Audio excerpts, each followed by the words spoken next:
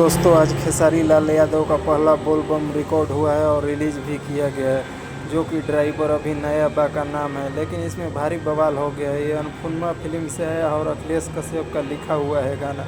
लेकिन अखिलेश कश्यप के बारे में आप जानते ही हैं, उन्होंने समर सिंह का गाना उठा के हॉर्न धाई धाई दबाव तक कॉपी करके भाई ये गाना गवा दिया है, जिससे खेसारी लाल यादव का नाम का तो भाई बहुत बेइज्जती हो रही है। क्योंकि इससे पिछला भी जो गाना आया था उस पर भी चोरी का आरोप लगा था। तो इस बात को खेसारी भैया को भी ध्यान देना चाहिए, क्योंकि समर सिंह भाई अभी तो खेसारी से अच्छा बन रहा है, इसलिए लाइव नहीं आया। नहीं तो थोड़ा भी विवाद होता तो समर सिंह आके लाइव बोल दिया होता कि खेसारी ने मेरा गाना चुरा लिया है। इसलिए भाई किसी का गाना ना उठाए और अपना गाना का, खेसारी भैया का पहला बोलबम था और उनको एक अच्छा बोलबम लाना चाहिए था, ना किसी का कॉपी और ना किसी का दूसरे का गाना का। ये भाई अखिलेश कश्यप को ही सोचना चाहिए। बार बार उनको गाना चोरी का दे देता है, बाद में खेसारी लाल यादव फंस जाते हैं।